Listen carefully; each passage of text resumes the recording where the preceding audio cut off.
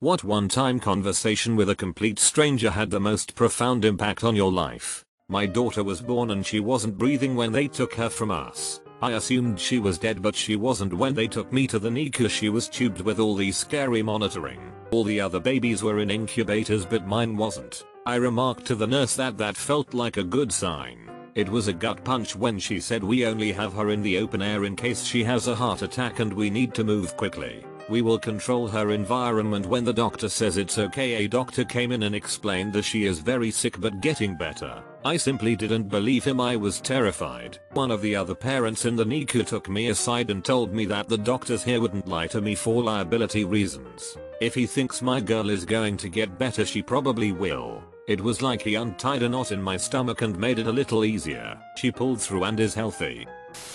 When I was suicidal in high school, I ended up in the hospital and then shipped off via ambulance to local mental hospital. On the way there, the EMT in the back told me he used to be suicidal. We talked the whole way about how he chose to live and why, and how he could tell I was a nice and worthwhile person from the little we'd interacted. I don't remember most of the conversation because I was all drugged up, but I remember feeling like someone actually saw me, actually understood, and actually cared. It was kind of a first, and it's one of my happiest memories, even though I can't remember most of it. I don't even remember his name, but whoever you were, I hope your life is great, and thank you.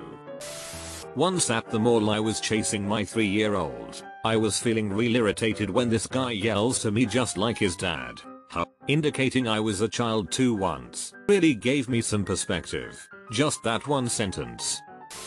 I F22 at the time was at the airport waiting to go home after visiting my boyfriend that I don't get to see much. A little heartbroken.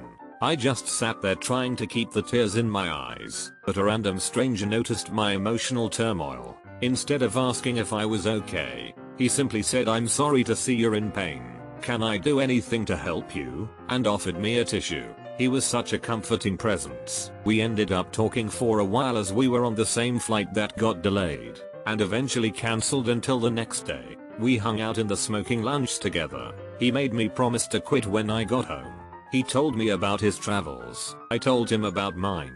He managed to get my mind out of its pit of sadness. We talked about our shared hobbies, what we'd been doing in that town, etc. Next day we found out we were flying to the same destination via connecting flights, and as he was a flight attendant even on holidays, he was able to change his booking to be on my flight and sit with me. Our ways parted when we lost track of each other at the third airport. I never got to say goodbye or thank him for being such an A-class human. His kindness made my trip home so much easier and I will never forget it. Sven, if you're reading this, thank you. I hope to be able to pay your gesture forward to someone who needs a friendly face someday. This is an honest to God true story. I worked in a Subway for the summer years ago. There was a regular customer, 60 odd, rode an old Timmy bicycle with a basket that he kept his dog in. Anyway, one time he comes in and it's just me and him in the restaurant. He asks how I am. I tell him I am fine. He asks how I really am. And for no particular reason I told him some of the problems I was facing in my life. Let me note, this was particularly out of character for me. I keep myself to myself and don't tend to open up to my closest friends and family, let alone strangers. He told me to breathe and listen to what the wind has to tell me. I didn't really know what to say to this, so I engaged in a thoughtful conversation with him. The way he spoke was unlike that of anyone I've ever met. So sincere, honest and calm. He proceeded to explain to me how he has the ability to mentally travel to anywhere in the universe. He simply has to clear his mind and close his eyes and he will travel outside of his body and see the wonders the universe has to offer. He paused to tell me, if I think he is crazy, just tell him to stop, as most people thought he was. By this point, I was completely hooked on his stories. He told me of worlds that rain diamonds, black holes, conscious beings made entirely of gases and resin. As he left, he said I would see him once again in my life, but only when I was ready. This was about 6 years ago. I will add, the man did not strike me whatsoever as crazy, and insisted that he had never touched a drug in his life. I honestly believed that he wasn't crazy. I don't know if he was just effing with me, having a bit of fun, or whatever. but the way he told me this story, I honestly believed every word, and I am not a very gullible person. At the time as well, I had never drank or taken any drugs. The story honestly sounds so ridiculously unbelievable, and I have never spoken to anyone of it, but I hope I see him again. The complete stranger part is tough. I just don't have in-depth conversations with people I don't know, but I'll volunteer a story of a conversation I had with someone that I only briefly interacted with that they would have no clue how much I took to what they said. I worked at Arby's years ago. They instituted a policy that we had to complete break down the slicer twice a day, wash, rinse, sanitize all the components, and then reassemble. The problem was we were the busiest store in the area by far, so at the manager meeting where we were discussing implementation, I'm being the stick in the mud. I'm like, we're too busy. If we pre-cut enough roast beef to handle business during the time it'll take someone to clean the whole thing, the beef will taste like sh, and our food quality will suffer. One of the other managers looks and goes, hey, before we say it's impossible, let's give it a shot. And that changed the game for me professionally. I realized I was an naysayer of work, change, and opportunity, and I tried really hard to change that. Years later, I had a boss who never gave compliments say to me, you know what I like about you? No matter what we have to do or how comfortable you are with it, you're fine with it. And I thought about that manager back at Arby's that, again, has no idea the impact he had on me in that moment. I've told this story before but whatever. I was broke as F in Eugene, Oregon. Steady work was scarce. I smelled like sh because I could barely afford to do my laundry and often didn't even have detergent when I did do laundry. The holidays were closed so I took a contract job with the Salvation Army. Ringing a bell, I'd stand on a cold sidewalk in the freezing pouring wind and rain on a sidewalk outside of Fred Meyer, wearing a thin grey zip-up hoodie, shivering and ringing for 8 painful hours. This gorgeous soccer mom rolls up in her gigantic suburban assault vehicle. She steps out wearing a very tasteful tan camel hair coat, jeans, nice boots, her long blonde wavy hair draped across her shoulders. She walked past me with a disappointed look. When you're broke as sh, you get used to that facial expression from decent and good people, and you sort of condition yourself to shirk away like sorry I'm a smelly degenerate piece of sh who's near you. Anyway, more people come and go. Her giant SUV is still out front. When I hear this very loud and aggressive woman bark, hey, at me, I turn and look, and it's her. She has a shopping cart overflowing with bags. She rolls up to me, shoves a hand in a bag and says, here, put these on. She handed me a very nice and expensive fleece beanie, a puffy fleece scarf and these very expensive looking fleece lined leather gloves. It's absolutely freezing outside. You should be wearing more than that thin jacket. Do you have a home? I told her yes. While putting the new clothes on, they were so damn warm. I noticed the rain would bead up on the scarf then just roll away. A gust blew and my ears didn't ring in pain. She said, well, you need to eat, and handed me a bag of JoJo's and a bag of chicken strips. I swear to God my stomach rumbled at the sight of the warm food. She stood in front of me and said, I've seen you here before. You were nice to my son when he was having a bad day. You're a good looking kid, and you seem pretty smart. You deserve better than this. Go to school or something.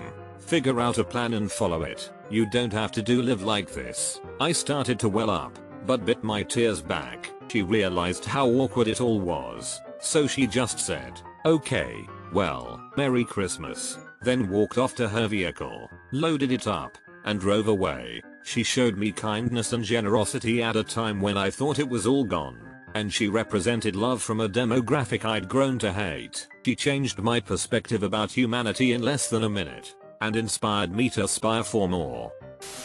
When I was 8 or a bit younger, my mom brought me with her to a divorce lawyer's office on the higher floor of a large building. While she was meeting with the divorce lawyer in his private office, I was trying to keep myself occupied in the waiting room. I recall that it was a very big waiting room. There was a man in the waiting room. I don't exactly remember how old he was, but he didn't seem that old. I would probably guess in the 30-45 range. I can only assume he noticed the bored, sort of sad looking little girl in a divorce lawyer's waiting room because he came over to me. He talked to me, played with me, Said I was a beautiful little girl, and I'm pretty sure that he said something about how the bad stuff that was happening wasn't my fault. I spent the whole time in the waiting room with him. I don't remember his name and I can barely recall his face, but I had an innocent crush on him. I asked him where he lived and he told me he lived in San Francisco, which was not at all far from where I lived. Maybe it's because I've just always been a very sensitive and empathetic kid, but while he was smiling at me, gorgeous smile, too, and trying to make me happy, I got the sense that he was sad. I can only imagine why, given the location. I've never forgotten him after all these years. I wish I knew how to get in touch with him because I'd love to just give him a hug. He will never know how much he helped me during a time where I was subjected to my parents' messy divorce at home and being relentlessly bullied at school. I was a sensitive, big-hearted kid with drug addict parents. Both are clean now, and I was emotionally neglected a lot of the time. So I think his kindness will live on in my heart forever. Whenever I go to San Francisco, I spare a thought for him and wonder how he's doing. I told this once before on a different account. I was on a cruise in the Caribbean, 3 days out of Miami, to Nassau and back to Miami. Dude at the bar was chillin', about 20 years older than I was. I was already drunk, started talking to him and asked where he was from. Jupiter, was his answer. I assumed that this dude is just nuts and I left mid-conversation. Years later I learned that Jupiter, Florida is a real place and I was just oblivious and needed to get out more. The only assumptions I make are about myself now. I've shared this story before, but I'll never forget this interaction. When I was a kid we didn't have a lot of money, so we often shopped at thrift stores. What I loved about that was that you could get 10 books for $1. So I would plant myself in front of the book section and make piles of which one I wanted to get and then decided after I'd gone through them all. One day an older lady saw me sitting with my piles and asked if I liked to read. I told her I did and showed her a few of the books I found that I liked. She smiled and then pulled $1 out of her purse, handed it to me and said, "Promise me that you'll keep reading." I was so happy and immediately stood up and said that I would. She smiled and walked away and I went back to my piles able to pick out an extra 10 books to take home. It was just a small act of kindness for her, but for me having a random stranger encourage my love of reading and making me promise to never stop definitely had a lot to do with my continued love of reading. This was over 20 years ago, but I still think of her whenever I buy a new book. I was in a plane at JFK stuck on the tarmac for 3 hours, feeling kind of sorry for myself. Struck up a conversation with the elderly man next to me. Turned out he was the youngest child to survive Dachau. Showed me his tattoo. Told me he survived because he ate whatever was left on the dishes he washed. I don't feel sorry for myself so much anymore. I was going through a really rough time. I was about 15 at the time. I was having a lot of identity issues and family troubles. I was also struggling with dissociation. This culminated in me sobbing in a Kohl's bathroom. I was at the sinks and a woman came up to me and told me, "I don't know who you are. I don't know what you're going through, but it gets better." She offered me a hug, which I accepted. It wasn't a lot, but it definitely helped me realize that there's some genuine nice folks out there. Had a customer at my previous job telling me about how he used to stress about being single for most of his life until a week after his 40th birthday when he met his future wife outside a grocery store. Just after he had accepted the possibility of being alone. He ended with "sometimes waiting patiently is the only course of action, even if you don't like it." I think about that whenever I'm feeling the singles blues. So, a couple months ago, I had a really awful breakup and decided to go see a longtime friend play at a bar. While there, I met this older lady. She asked if my friend and I were dating and she jokingly said that I must be a groupie then because I traveled nearly an hour out of my way to see him. She then told me that she had been an actual groupie back in the 70s, although she never got famous for it. Our conversation, which started out very light-hearted, ended up turning into a very deep but sweet conversation about love and relationships. I told her about my situation with my ex and how I was still kind reeling from it. She knew how I felt, as she had been there before with plenty of men. She told me, even though it hurt a lot when these guys would break my heart, I never wished to take it back. I always use that time after a breakup to reflect on myself. I would learn how to love myself, and learn what kind of love I was worthy of. While all my family members are very pious, Orthodox Church, while I was always kind of a rebel and had always perceived myself as an atheist, nevertheless, the best advice someone has ever given me actually came from a priest I met in the bus. I was 22, living through the worst kind of existential crisis. GF for 4 years cheated, realizing I will probably flunk university, self-esteem sinking by a mile each day, drinking almost every day, etc. All in all, a recipe for depression. I was traveling to my hometown when a random guy, priest, sat beside me in a bus. He could see I wasn't feeling okay and asked what's going on. I usually don't open up to strangers, but for some reason I instantaneously started talking about my problems while he listened carefully. After some 20 minutes I finished, holding back my tears, but yet feeling kinda relieved. He took a deep sigh and told me, "Son, you are still young. Your best years are ahead of you. Wasting all this time thinking about negative things won't do you any good. People tend to look back and forward in time too much. You should try to live in the moment." After 2 minutes we reached his station and he got up and wished me all the best. I never learned his name nor saw him again, but almost every day remember him for a few seconds and feel kind of serenity around me. When I was a freshman in college, I took a shuttle from my off-campus dorm to the campus every day. A few weeks into the first semester, a guy sits down next to me and compliments my anime messenger bag. We strike up a conversation, and he offers to introduce me to the other nerds at our dorm. He brings me to another guy, Mark, but then leaves. Mark proceeds to escort me around to a few rooms, and I meet more people. One of these people becomes my boyfriend 2 months later, then my husband 4 years after that. The weird thing is, I never see the original guy from the shuttle again, and no one knows who he was. That random stranger led me to my soulmate, then disappeared.